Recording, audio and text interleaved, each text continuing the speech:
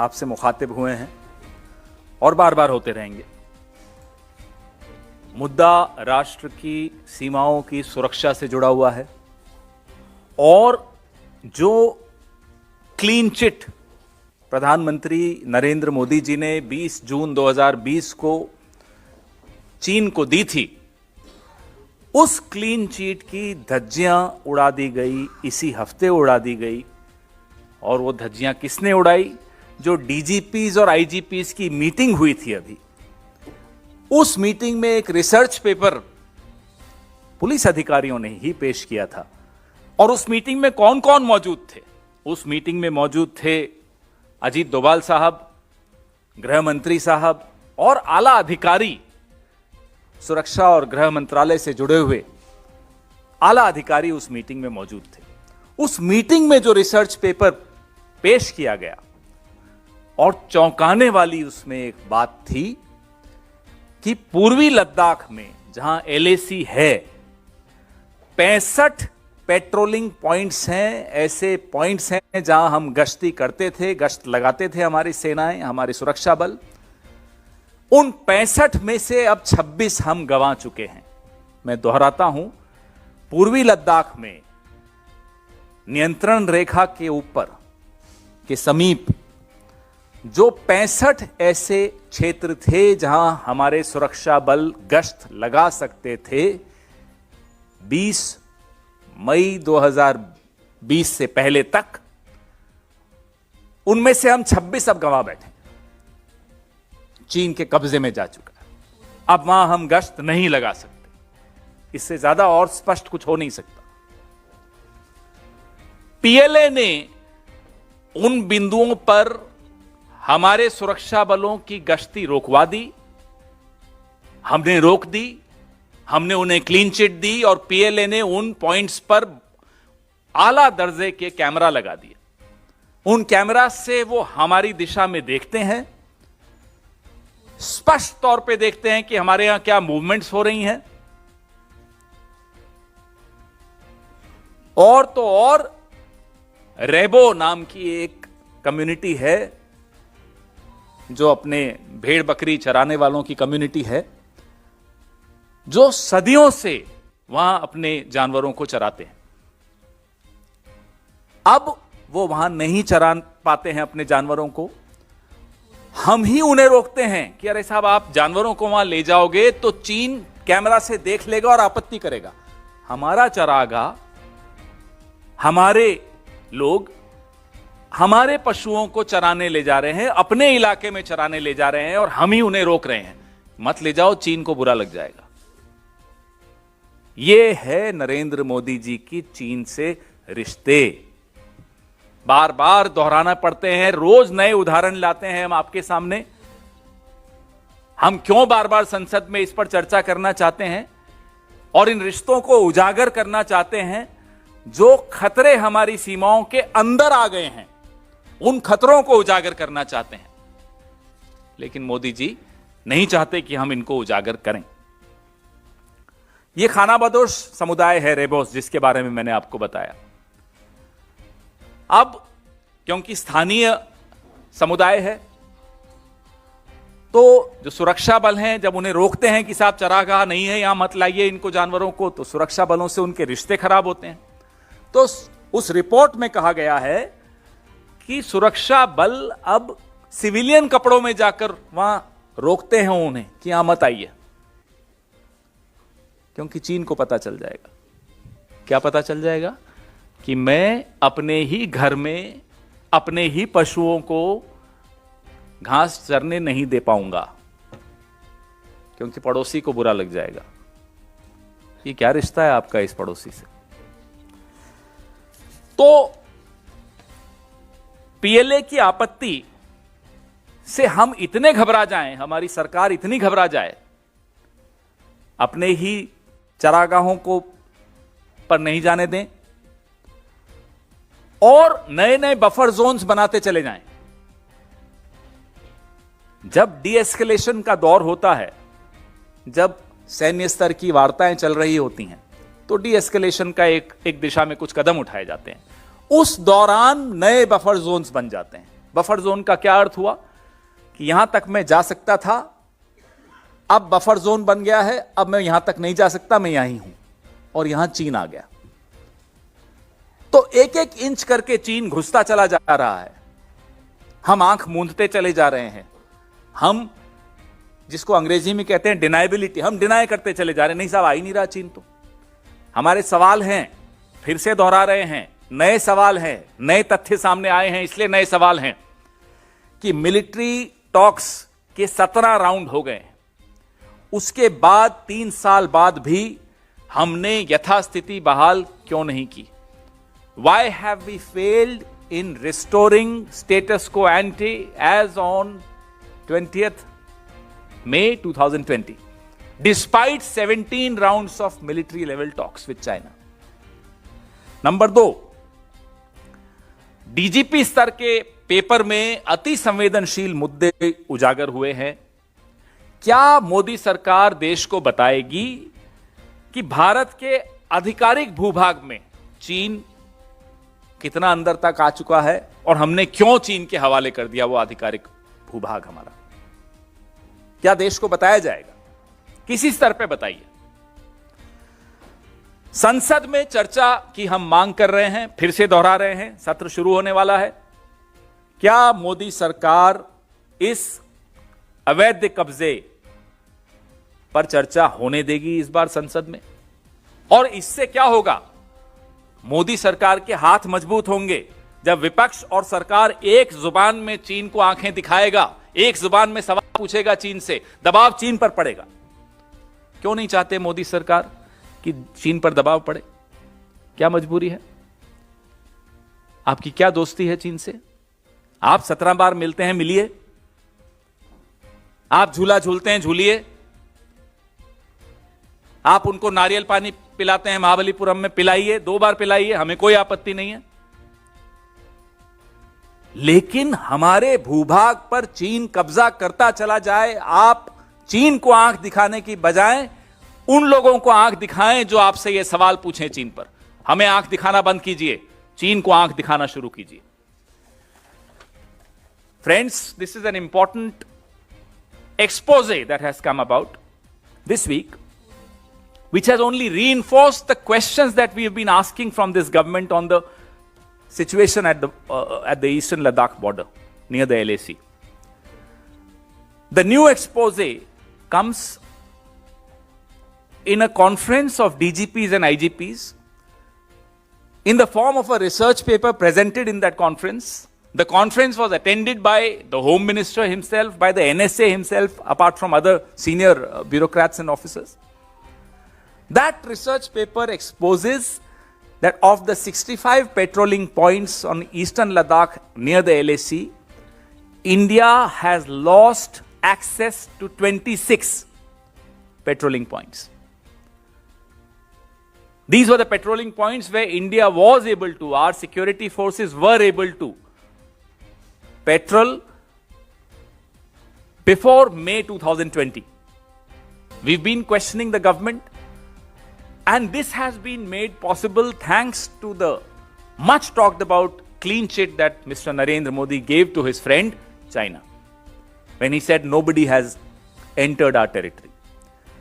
The situation is so serious that there is a traditional community of shepherds called rebos, which takes the animals for fodder in these areas. These are our areas. No, they are not allowed to go there because China has installed high quality, high density cameras. PLA has installed those cameras. And we are stopping our own people to take our own animals for feeding on our own land. That's the fear Mr. Modi has, or the fondness Mr. Modi has of China. We demand to know, is it fear, is it fondness, is there something else? Why are we not allowed to discuss China in the parliament? The session is about to start. We demand a discussion on China and on this new expose in the DGP research paper this week. We demand answers. The nation must know how has China been allowed to transgress into our territory. This is our area. This is our land. And what has been the outcome of 17 rounds of military level talks? Why have we lost access to 26 out of the 65 patrolling points in eastern Ladakh? Why is the Prime Minister quiet? Your questions, please.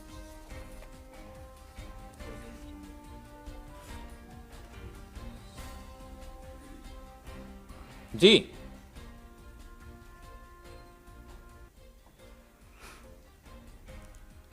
ये तो चीन है, इस पे तो सवाल आते हैं। वो दूसरा वाला मुद्दा थोड़ी है जिस पे सवाल नहीं पूछ सकते आप।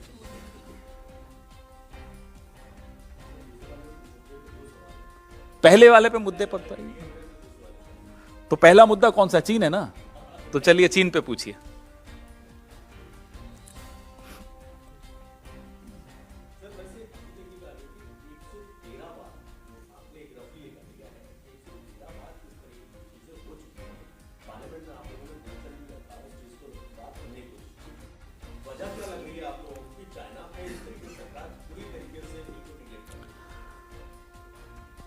सेना वीर है, राजा कायर है।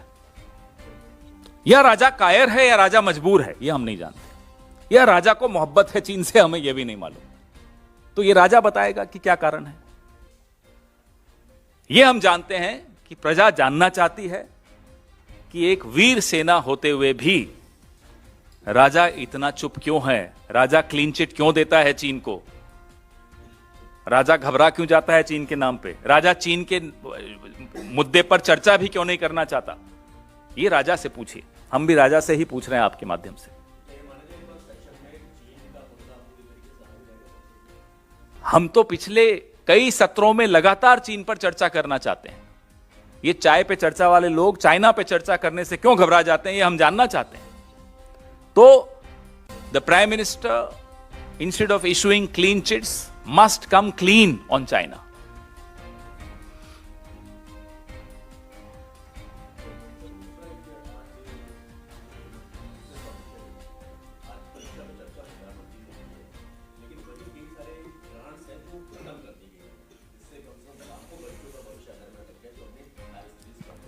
उन्हें बोलने का शौक है, भले लोगों को सुनने का शौक हो या नहीं, उनको बोलने दीजिए। उनको कहिए सरकार चलाइए, नीतियां बनाइए, जिन नीतियों से छात्रों को लाभ हो, युवाओं को लाभ हो। हर चीज इवेंट नहीं होती। परीक्षा, 12वीं की परीक्षा मुझे आज तक याद है, आपको भी याद होगी अपनी 10वीं की परीक्षा। वो इवेंट नहीं है लाइफ का, वो टर्निंग पॉइंट होता है लाइफ का। इनके लिए हर चीज इवेंट है और वो सोचते हैं बच्चों के लिए भी हर चीज इवेंट है। तो एक अफसोस की बात है कि instead of a PM we have an EM, event manager.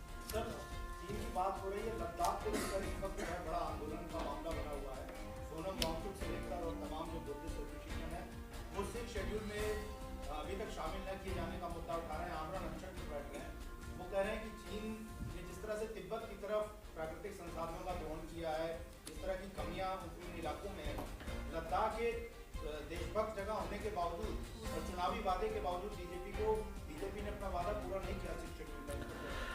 देखिए, बहुत ही उनकी इस मांग पर हम उनके साथ हैं ही। इसके साथ साथ एक बहुत बड़ा खतरा आपने मुझे याद दिला दिया और मंडरा रहा है, जिस पर सरकार नहीं चाहती कि हम ध्यान दें। जो एक हाईवे आ रहा है, आप लोग बड़ा ध्यान से सुनिएगा, G695 नाम का हाईवे। इसकी अलाइनमेंट भारत के लिए कितना बड़ा खतरा हो रही है। भारत के क्षेत्र के अंदर घुसकर यह हाईवे निकलेगा, तिब्बत को चीन के एक और भूभाग से जोड़ेगा। लद्दाख जिन खतरों का सामना करने वाला है, यह देश जिन खतरों का सामना इस हाईवे की वजह से करने वाला है। हम सरकार से यह भी जानना चाहते हैं, इस प्रेस वार्ता के माध्यम से भी और आगे कई अन्य मंचों से भी जानना चाहेंगे कि क्या इस हाईवे की अलाइनमेंट को लेकर किसी भी स्तर पर चीन से हमने कोई जवाब तलब किया या नहीं किया। अगर किया है तो देश के साथ साझा किया जाए ये जानकारी भी कि इस हाईवे को लेकर भारत ने चीन से किस स्तर पर क्या सवाल पूछे हैं। The alignment of this highway which I just mentioned, G695, is an important, for the security of our country, a very important turning point in the relationship between India and China. Have we at any level questioned the Chinese government on the alignment of this highway? Because this transgresses into our territory, compromises our security. And if they have raised this issue, at what level has this issue been raised? Is the government of India satisfied with the response of the Chinese?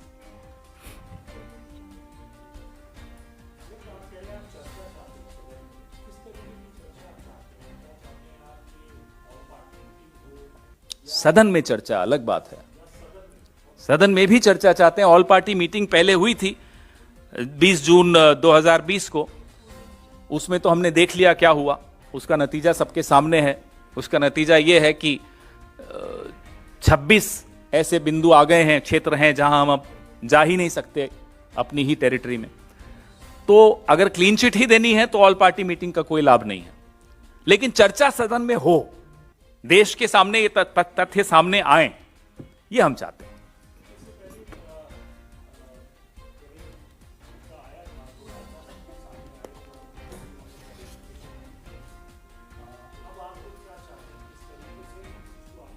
पूरी चर्चा हो, हम भी अपनी बातें उठाएं। पहले सवाल तो हमारे सुने ये लोग। पूरा विपक्ष अलग अलग बिंदुओं पर चीन के बारे में चिंतित है और सवाल पूछना चाहता है, सरकार से जवाब चाहता है। उसके बाद तय करेंगे, वो तो सरकार तय करेगी कि प्रधानमंत्री तो खैर चीन पे बोलेंगे नहीं, तो वो उम्मीद करना बेकार है। कोई जिम्मेदार मंत्री बोले। जी,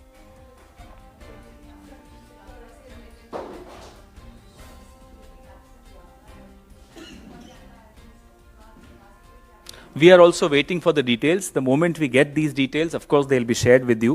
We've also just heard, during the press conference, I heard about this.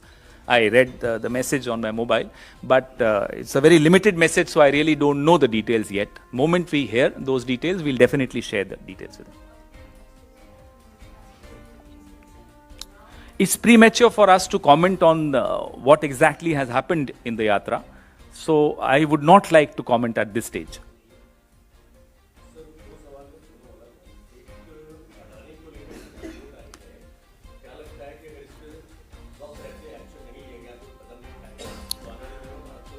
आज हमारे महासचिव, प्रभारी महासचिव जयराम रमेश जी ने एक स्टेटमेंट इस पे जारी किया है। उम्मीद है आपके पास आ गया होगा।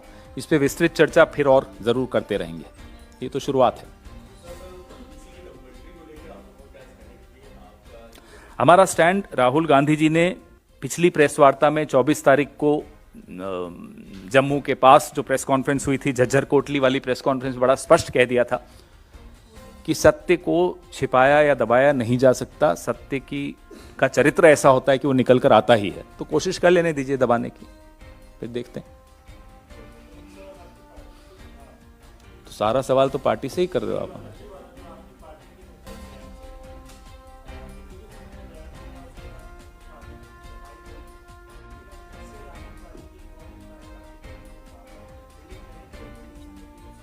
वो उनकी निजी राय है। जो पार्टी का स्टैंड है वो स्पष्ट उसी प्रेस वार्ता में, झज्जर कोटली वाली प्रेस वार्ता में श्री राहुल गांधी ने इस पूरी बात पर पूर्ण विराम लगा दिया था। क्या राहुल गांधी कांग्रेस पार्टी में नहीं है? अगर है तो राहुल गांधी के कहने के बाद कि सबूत नहीं चाहिए, उनको सबूत क्यों चाहिए? और अगर उनको सबूत चाहिए और पार्टी में है तो उनके खिलाफ अनुशासनात्मक कार्रवाई न होना क्या? मैं जहां तक समझा हूं अरुण जी, मैं जहां तक समझा हूं, जो मैंने थोड़ा बहुत देखा आज यहां आने से पहले, उनके सवाल की प्रकृति अलग थी। उनके सवाल आरडीएक्स क्यों पहुंचा और उन तथ्यों पर थे, वो अलग बात हो जाती है। सेना के शौर्य पर का प्रमाण कोई नहीं मांग सकता, ना हम मांग रहे हैं। इस बात पर पूर्ण विराम राहुल गांधी लगा चुके हैं।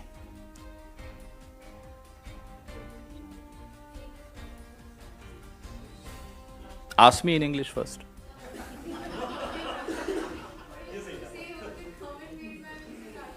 I haven't gone into the details of the comment, but as far as seeking proof of the bravery of our soldiers is concerned, I think Mr. Rahul Gandhi has put a full stop on this futile debate, irrelevant debate, absolutely clearly on 24th of this month at the Jhajjar Kotli press conference.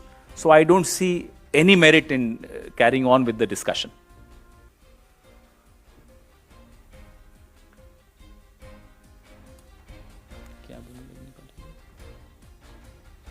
तो आपने मुझसे पूछा था about the security aspect of our Bharat Jodo Yatra in Kashmir. So you must have seen Rajni Patil ji's tweet, our in charge's tweet, that the JNK UT administration has failed to provide security to Bharat Jodo Yatra.